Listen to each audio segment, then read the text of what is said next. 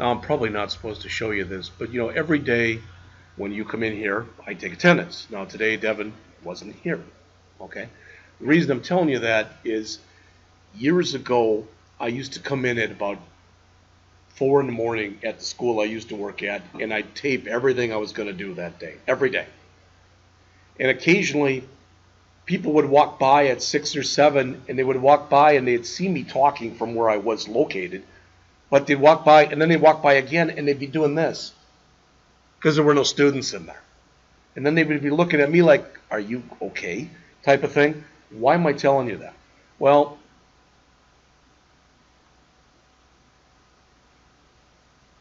today, we only have 3 first-year students.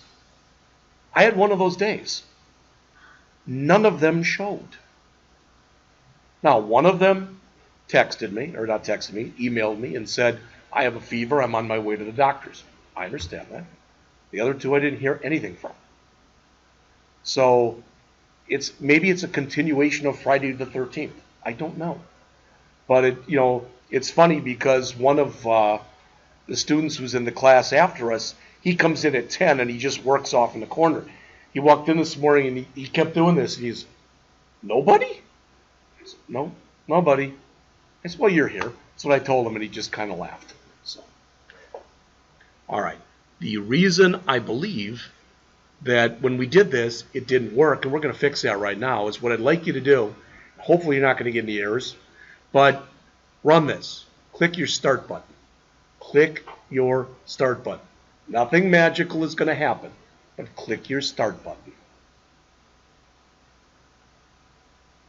After you do that, give it a few seconds, then go back in, and if you had any errors, go back in and grab the 3 things that I gave you. In other words, this one. So just try to do that one, and then when you get done, so that's the students,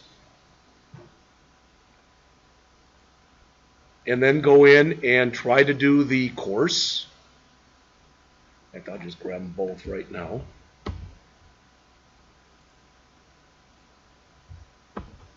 Because I kept thinking to myself, why isn't this working? And then I remembered Saturday beating my head against the wall almost literally, for some reason running at first, and then I ran it again and everything worked. So if you look up on the screen right now, please, you'll notice that when I go back to this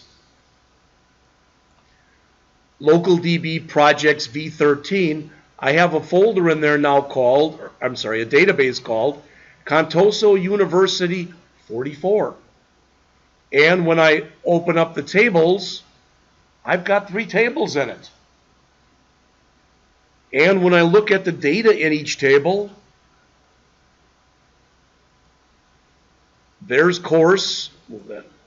It looks like that's not here, but as soon as you click there, it comes back. So there's course. There's enrollment. And there's students. And also, just so you know, when you look here for student, if you look, well, I guess it just did, I was going to say, I guess I didn't put times in there. All right? But it worked. Now, I'm going to go a little longer, but after I get done, I'm not that concerned whether this one is in source control or not. I will be concerned that the one we do starting tomorrow is in source control for everyone. All right, this sports store. The sports store one that we do as a class, I wanted that in source control. And this other one that for now I'm just calling it bike shop, that is in source control. I'm hoping that you are going to, over the semester, do enough in each of those projects that you will be pointing to those in your updated electronic portfolio at the end of the semester. All right? Plus, now that you know how to do this, and if we can get it all to work, etc., you can take and basically add just about anything you want to source control. So if you've got old JavaScript or old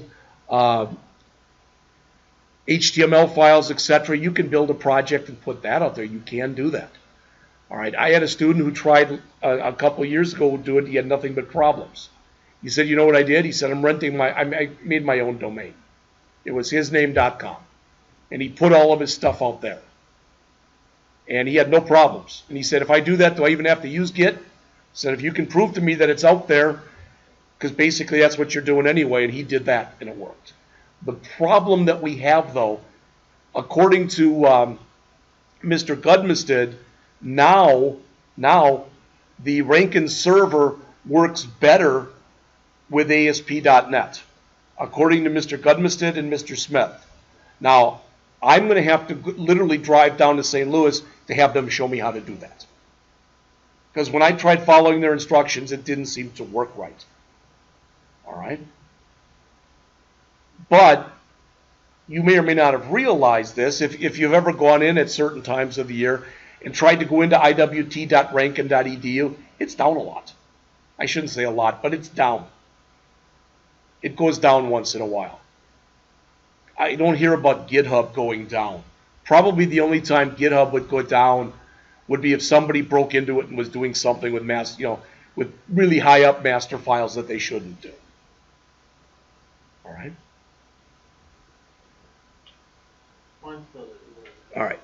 Well, then, like I said, we'll have to work with everybody individually on that. How many other people that it didn't work at all? Anybody? All right. So we'll have to work with both of you. All right. And again, it could be a lot of stuff, just so you know. Okay. And when I say that, it could be when you did your install. You didn't install something. I don't know. All right. But we'll take a look at it. All right. So we did go through basically everything that's in here in this first part. All right. So in the second part, what do we do in here? Now we create an ASP.NET Web App that's going to come in and talk with this. Now, just a couple things, because this is at least kind of important. You just, if yours worked, all right, you just for the first time built a database in a different way. And it may not sound like a big thing, but it is. You went in, you set up the schema, you added records, you ran the program, etc., and you created an SQL Server database project.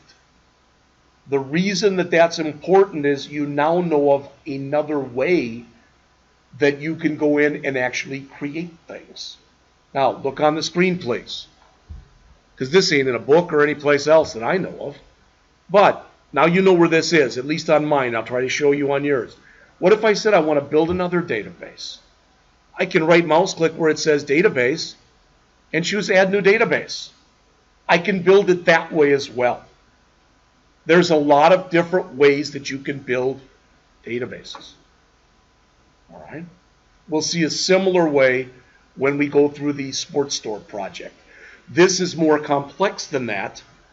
I wanted to give you something that had a few tables in it, but not so many that you'd be super overwhelmed, but was something that had more than one table in it. All right? So the next part of this then says that we're supposed to go in and do this. And I'd like you all to please do it. So I'm going to close this stuff. And I'm going to come in here, and I don't want to close my project here, but I want to collapse it down so it looks like this. Because I'm not going to be doing anything in this particular tutorial with the database, not right now at least. So I'm going to right mouse click on my solution file, not on my project, but on my solution file, and I'm going to choose Add, New Project. All right. And this one will be an ASP.NET Web Application .NET Framework. You've already seen that kind. All right. I can always type it in here if I want to, or I can look in here and find it as well. But I want the ASP.NET Web Application .NET Framework. Now, look at it. It's wrong right now. It says Visual Basic. I don't want that. So maybe I do want to come in and look in here. All right. I want to make sure I find the right one. All right. And I know it's in here. There you go. .NET Framework. You know why it's telling me Visual Basic? Because that's screwed up. I want that one. ASP.NET Web Application .NET Framework for C#. See that? It is possible for you to mix VB.NET and C# when you're first learning this. You don't want to do that. All right. So this is the one I want right here. All right. Notice it says up here C#. I just double clicked on it. And they tell us that we should call this just Contoso site. That should be fine.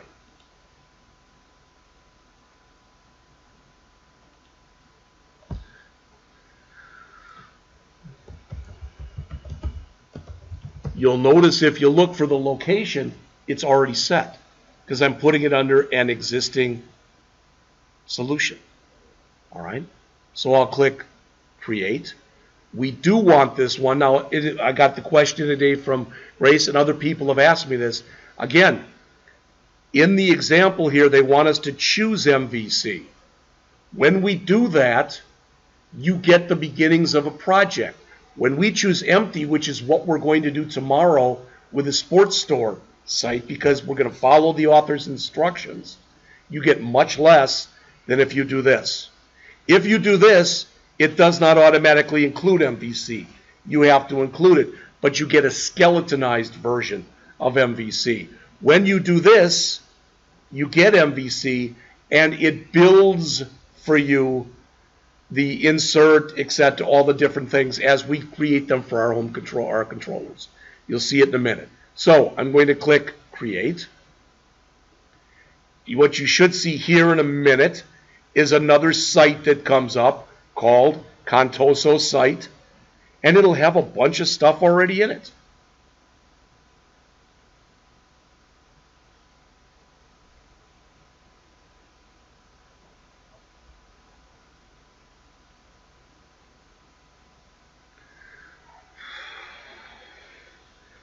When we were working on this last year, weren't you the two who had problems last year when we worked on this? Did you both upgrade to 19? Okay. All right. Still thinking about it because it only shows one project here.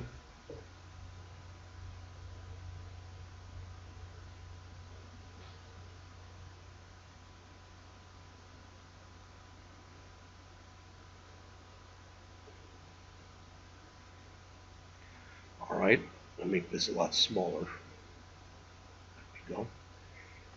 So again, you can see under controllers, I have a home controller, and under views, I already have a bunch of stuff created for me. You know that because we've talked about that before.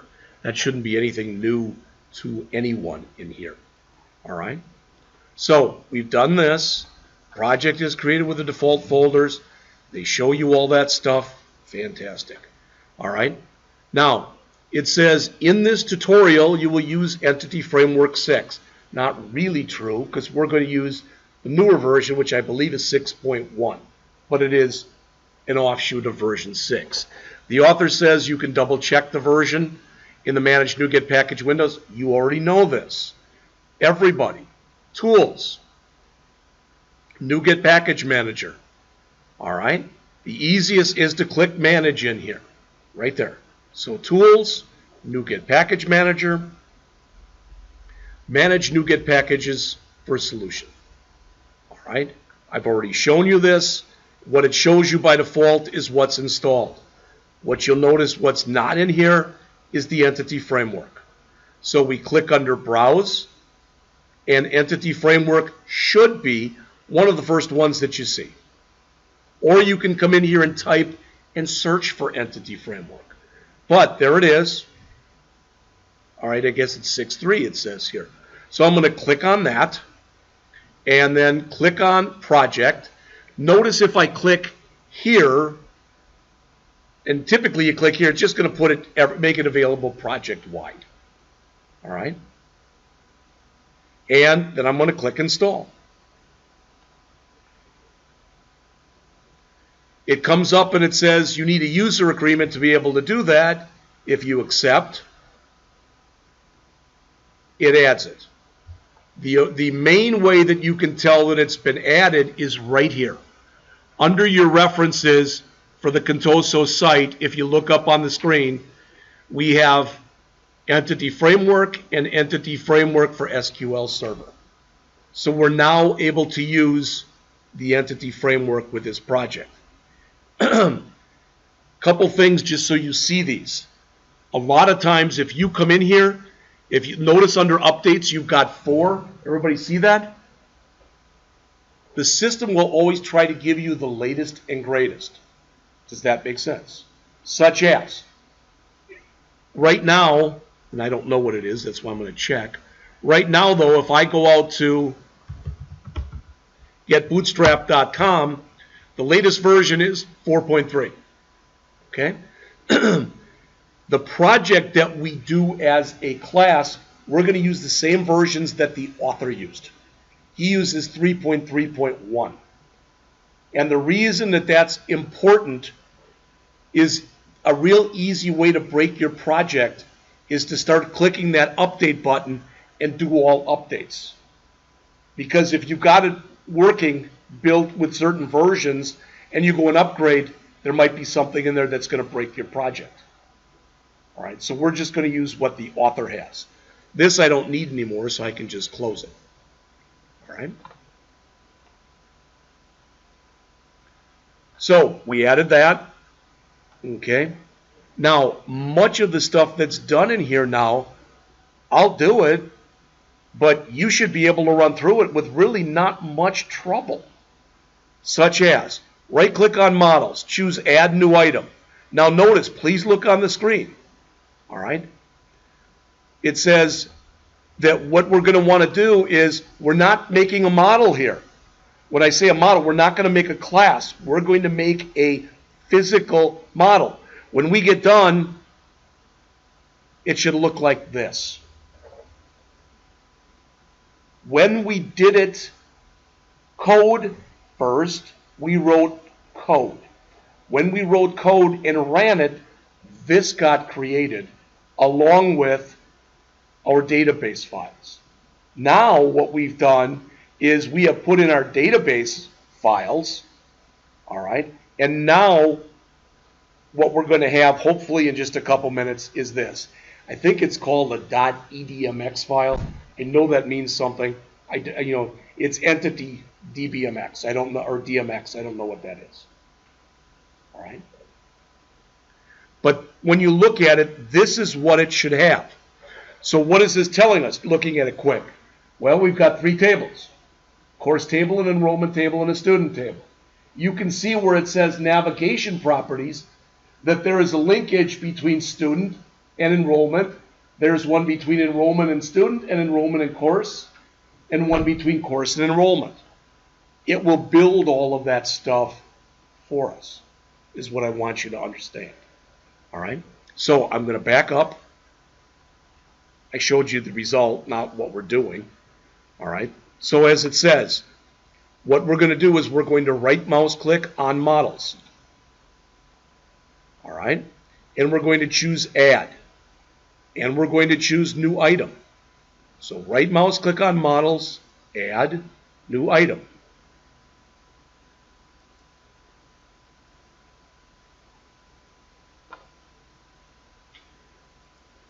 What we want to click next is the word data up in our listings right here, and we want to choose ADO.NET Entity Data Model. All right, that is what we were just looking at with those 3 pictures on there. That was an ADO, which stands for ActiveX Data Objects.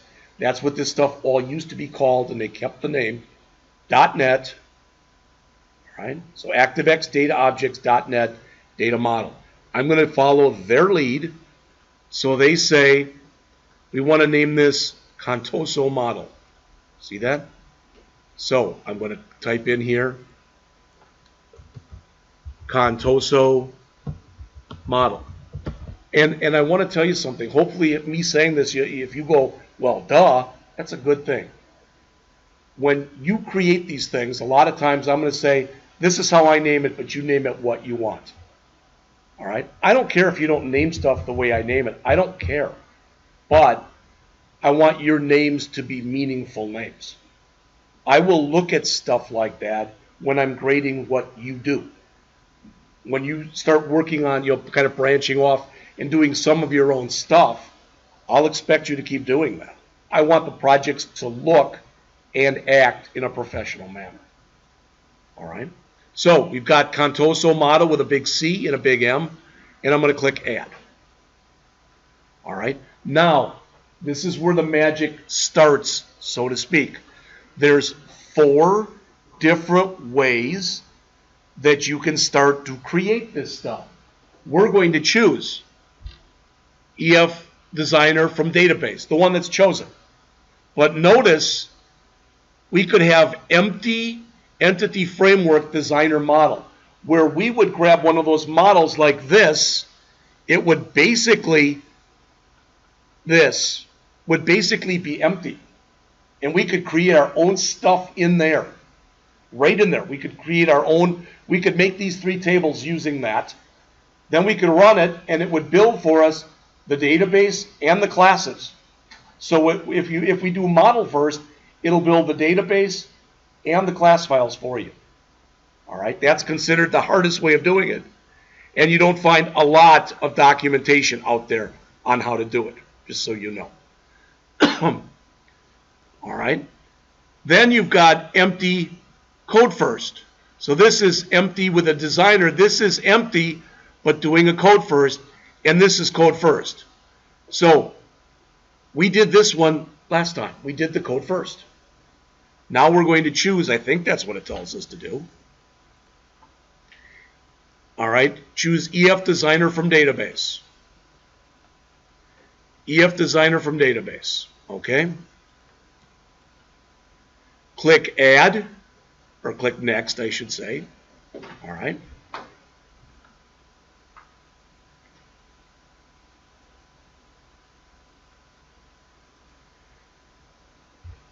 Now, what it says in here is you may already have a model set up. It may even be correct, but we're not going to choose it.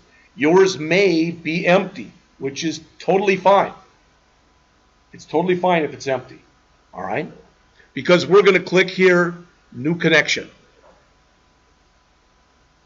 Or at least try to click New Connection. There we go. All right. And this is what should come up. All right. So it says if you have defined databases, all right, you may see them in there. However, we want a new connection. That's why I clicked that. All right. It says in the connection properties window, you want to provide this. Not the case. Parenthesis local DB / projects. I don't know why they have another parenthesis right there. Maybe I did that. I don't think I did, but I could have. You might have to manually, probably will, type this in. So just to show you, I'll put it in mine. So right there,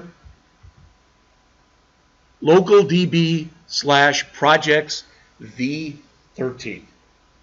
All right. So it says we're working off a client. We're using this. Now, the authentication, I'm not going to touch, but please look on the screen. If I click the down arrow there, I could set it up for SQL Server authentication. What that would mean is you would have to log in again to be able to use the database.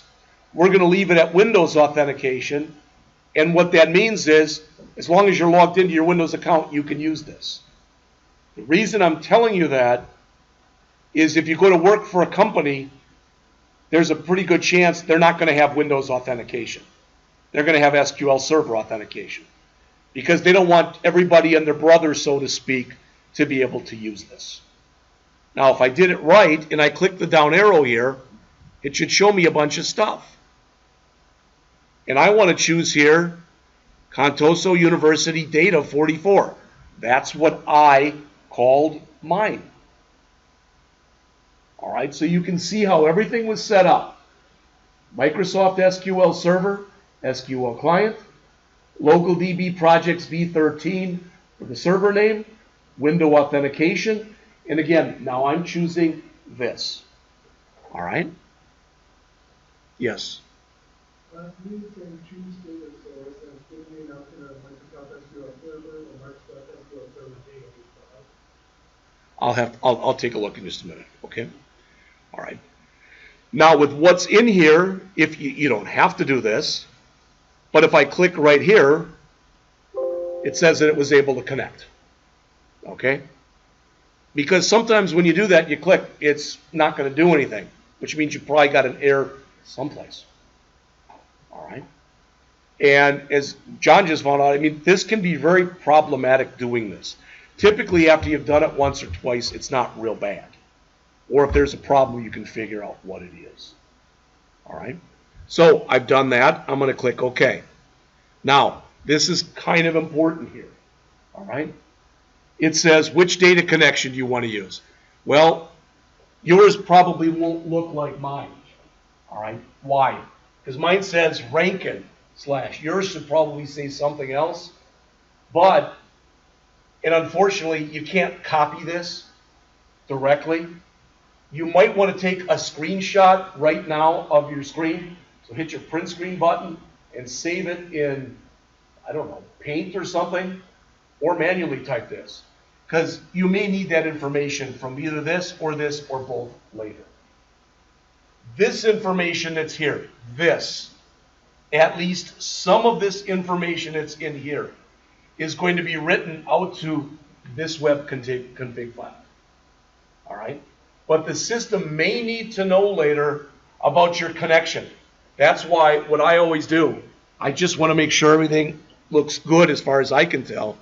I click print screen, I come back in here, I open up Paint, and I just paste it in. All right, then I've got a copy of it. So if later I need that, okay? Now, let's say you didn't do that. Well, I don't, I already done this, so I didn't do it. Well, I'll show you how else you can get to a lot of that information in a second. And notice in here, it says, should I automatically save the connection string information into web.config? That's this stuff. All right. Typically, you're going to want to say yes because it's much easier than you having to type it in. All right. And also notice they ask you to give this a name. It says, basically, this will be the name, all right, of your entity model. Now, before we do that, let's look and see what the author's done that I may not have done. All right. So, it says the correct connection properties are now displayed. You can use the default name for the connection in the web config. All right. So, fine. Well, I'll just use their default name.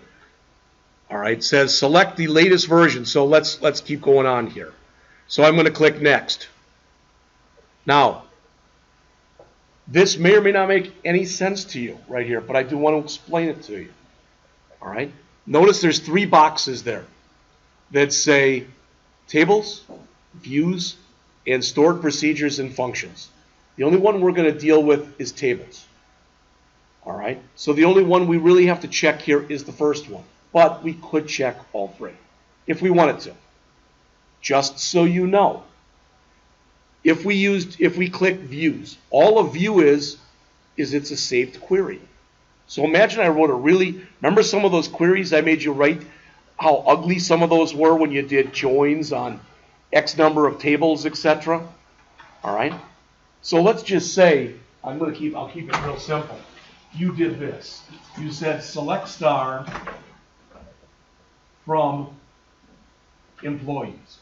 But let's say that later on we put a where in here and it's real long. It's got a whole bunch of stuff. And it's a real pain in the butt to type that. What we could do then is we could type in create view, for example, I'll just say X as. All right? And if we put in this, and again, let's just pretend for a second, it's really big. Now whenever we say select star from X, it runs that whole query for us. So that's what a view is. It's when you take typically a large or complex, complicated query and you save it as a view. So that's all a view is it's a saved query. All right. The other thing that's in there, stored procedures and functions, well, you can write your own functions. And you know what? You could do that because you know how to write functions. Wouldn't be that big a thing. The thing that you'd have probably struggled with would be the stored procedures. What stored procedures let you do is while the program is running, they let you change what kind of data you want to have come up. So if I say select star from employees, and I say where employee ID equal 44, every single time I run that query, I'm going to get the information for employee 44. All right. But if I use stored procedures, I can put in like question mark ID, and then I can choose the employee whose information I want to bring up. All right. So you'll see. I don't know if we see any of that in the project or not. I don't really remember. But it says to save the default name, so I'm going to click finish. And it says, oh, because I didn't save anything. So I want to save tables here, and notice if I open it up, it'll show me, come on. Well, sooner or later, all the tables will show in here. They're all in there. All right? So now finish.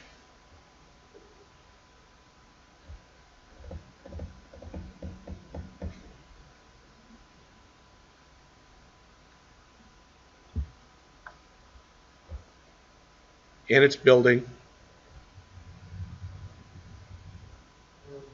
Says running this text template can potentially harm your computer. Do not run it if you obtain it from a unlisted source. Yeah. And actually what you can do is there might be a thing on there that says do not show this message again. You can check that, and guess what? It'll keep showing it anyway, even if you check it. But all it's telling you is if you did get that externally, make sure you checked it and run it through some kind of a security filter. All right. So, look familiar? All right, you go, oh, no, there's only 2 of them. There's 3 of them. And there they are. So we just got that. All right. So in other words, it created for us, okay, it created for us this model. And you might say, well, who cares? Well, this is what's important. See these files? See these 3 files right here? Those are the 3 we had to create when we did code first. There's our course one. There's our enrollment one. And there's our student one. All right? Yes.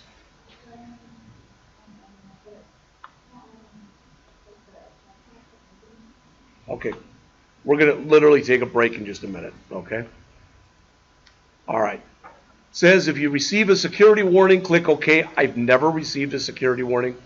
And it says the models folder now has all that good stuff in it. All right. It says there's also a context file. This is what I wanted to show you because we're just about finished with this one. Again, please look on the screen. See these files in here that say context? See this one? Does that look familiar to you? We had to create those DB sets. So you've got your choice. If you already have an existing database, this is, by most people's determination, considered an easier way to go. If you want to write the data, if you want the system to write the database for you, you can write the code. If you're not sure, you can even start with an empty model. And again, this is the model. You can start with literally nothing there. And you can tell it to drag out tables. And then you can give each table a name. And you can give each field in the table a size. And you can give, you can set what you want to be the primary key, etc. All right?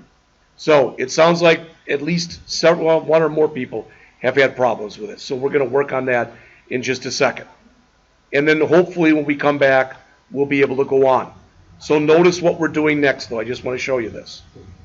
Add scaffolding, which will add the views for us. I'm just going to quickly jump down towards the bottom of this. We're going to add a couple of different hyperlinks here. And when we run this, I thought it showed it, but maybe it doesn't. Okay. It's going to show us all the students, but they will be inside of the equivalent of a web page. All right. That's what I want you to realize. All right. So it is 2:53. Let's come back, please. Let's make it 3:10. And then hopefully by that time we can try to clean up as many people who've been having problems as possible.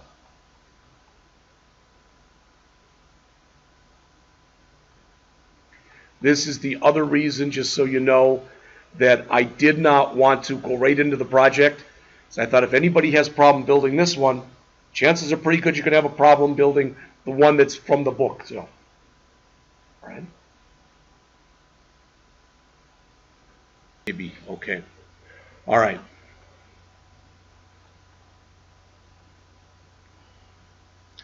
So again, the next thing that we are asked to do here is to provide the scaffolding.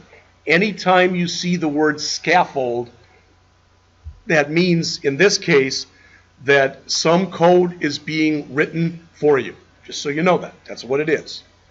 All right. So the author says to maintain consistency in the project, we will add a new controller to the existing controllers folder. All right. So in other words, look on the screen, please. You have to close the ContosoUniversity project and make sure the other one, the Contoso site, is open. All right. You can close all this stuff. If you got any of these things open, they can all be closed.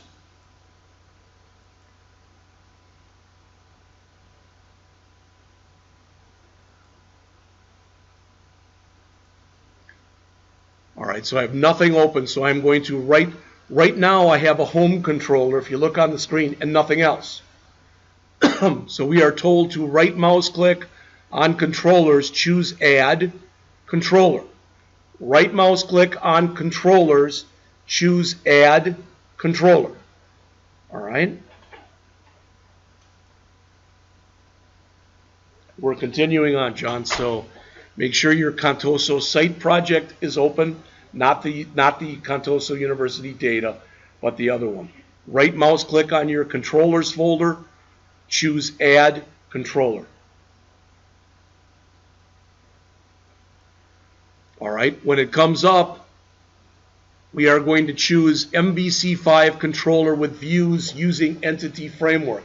That will, and again, Grace, I think I said this before, but just so you all know this, that will mean that for this controller, it will write for you an edit.cshtml, a create.cshtml, a details.cshtml, and a delete.cshtml, and an edit. So it'll create all those for us. So that's the one we want. All right, the third one down, add.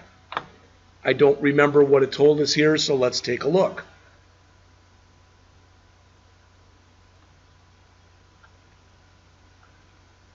So again, it's the MVC controller with views using entity framework. Select student for the model class. I'm just going to follow these one at a time. So select student here for the model class. It's a good start. Select ContosoUniversity. Again, yours might be just called Contoso data entities or whatever. It doesn't really matter, but there should be one in here that you can choose. There it is.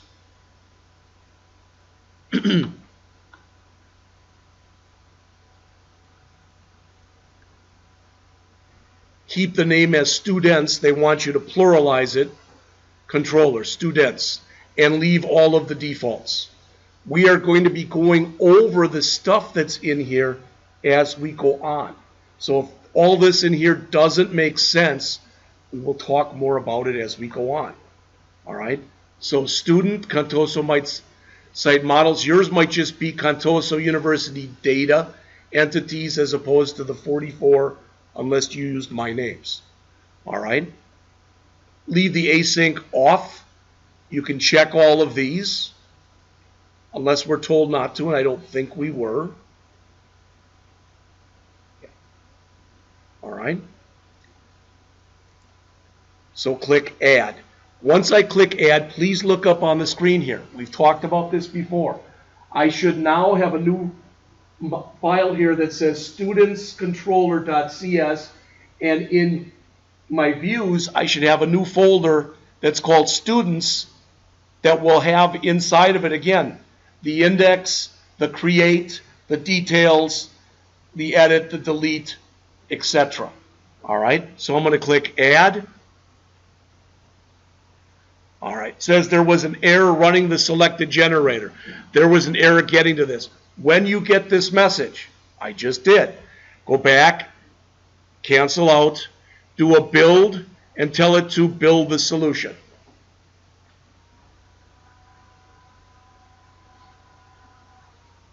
What that does, for lack of better words, maybe if Mr. Smith was here, he'd disagree with me putting it this way, but it's taking all of the internal files and it's bringing them up to date with all of your files. All right, so again, I'm going to right mouse click, choose add, choose controller, choose MVC5 controller with views using entity framework, choose student, choose the only data context class I have, keep it as students, click add. Now that should work.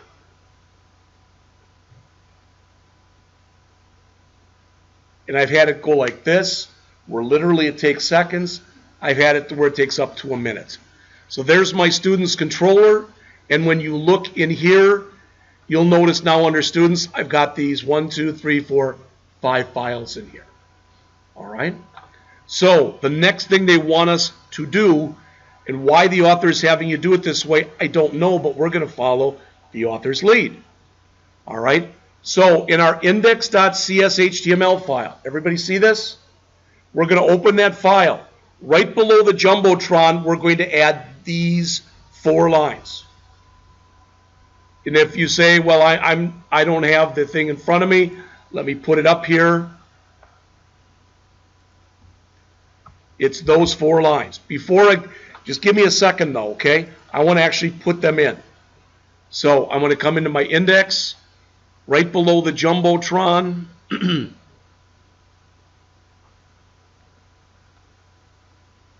fact, that's in my index, my home index, I believe. All right, so right below the Jumbotron, put in those. So again, notice what it says. In your home index.cs HTML file, the one underneath home, the folder under home, find where your Jumbotron ends and add these 4 lines. All right, there they are, nice and big. This will put in 2 hyperlinks. The first one will be named list of students. When you click it, it will go to the index method of students.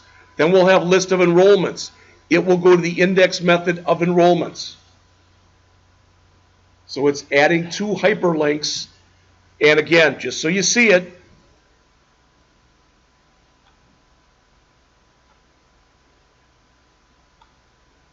it'll do that. That's what we're doing.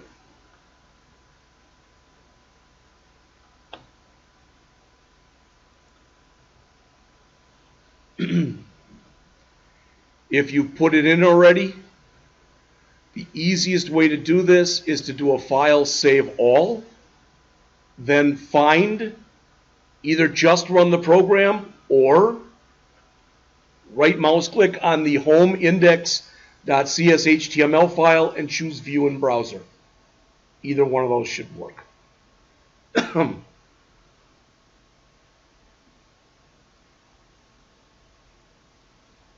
All right, I'm going to give that a try. So right mouse click on my home index.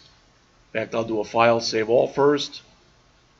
Right mouse click on my home index and choose view in browser.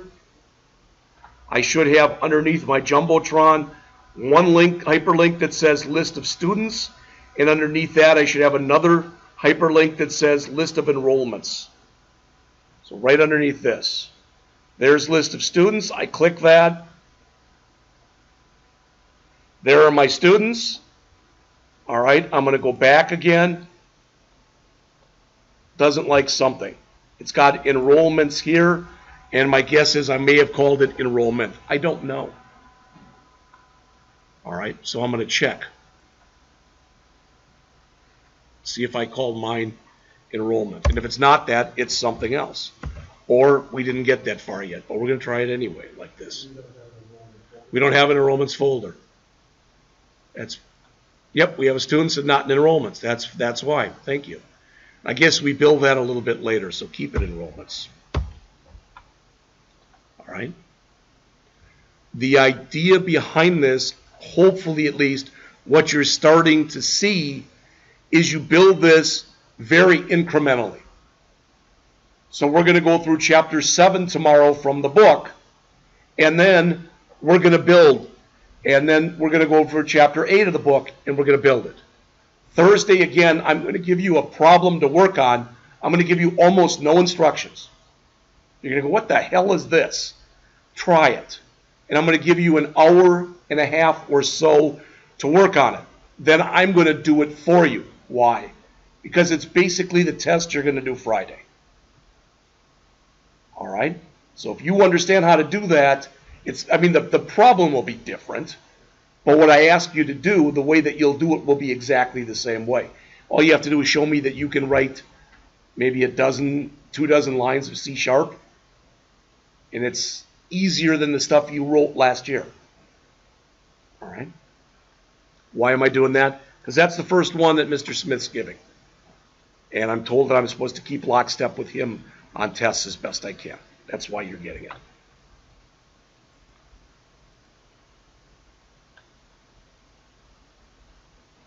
So they do tell you that you can go back in there and you can try the delete and try all the ones that are in there for the students.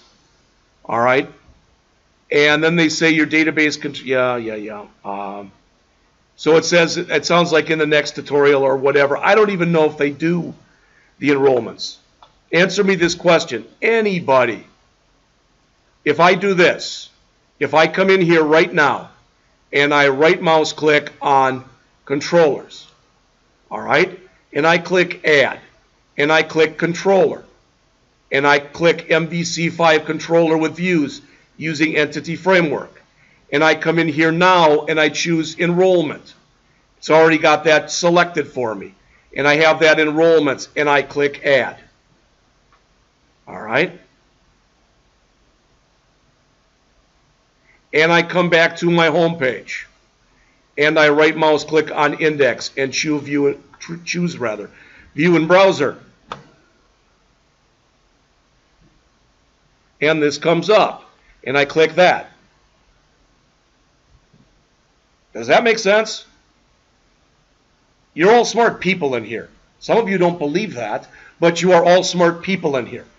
All I did was I did the exact same steps I did for students, but I chose enrollment instead of students. And instead of calling it students controller, I called it enrollments controller. All right? So if you want to go back and add that, that would be nice. All right? Here's a question for you. Please look up on the screen. I think we do this later, but in case we don't, I want to show it to you. Okay? Here's my home. Would you agree? This looks crummy. Would you all agree with this? This looks crummy. Where should it be? Where should this be? Yes. Students and enrollment should be up here. And unless you're going to add an about page and a contact form, you could get rid of those technically. All right? But so we could put students up here and enrollment. What's missing? Student, enrollment, and what? Course. All right? Probably when you think about it, that's the one that's going to change the least. Would you agree with that? Every semester you'll have new students. Every semester you'll have new enrollments. But since I've been here, we've run the same course in 2 courses in spring, the same 2 courses in fall. You may not want a controller for the courses, or you might.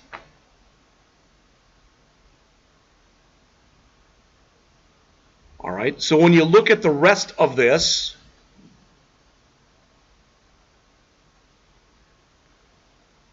they have you come in next and add a new column into a table. Notice you've got a last name and a first name. They have you add a middle name. See that?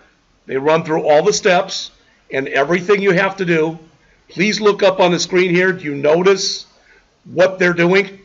They're bringing up the database and changing it in there. See that?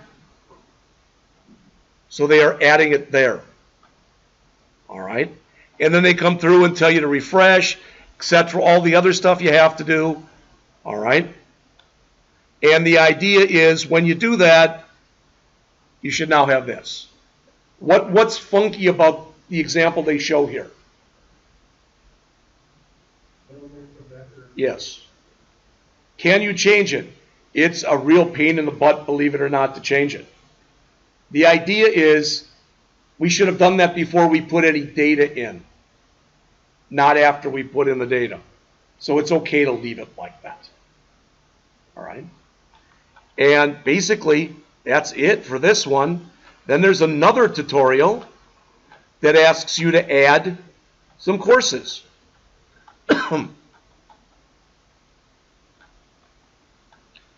When you follow those examples, look what you get. You get the student's info and kind of like a mini transcript of what they've done. All right?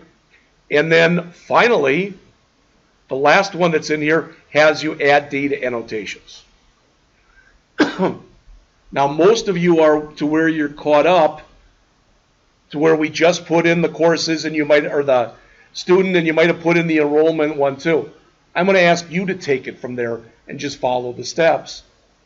Because I want, people are going to do this at their own pace.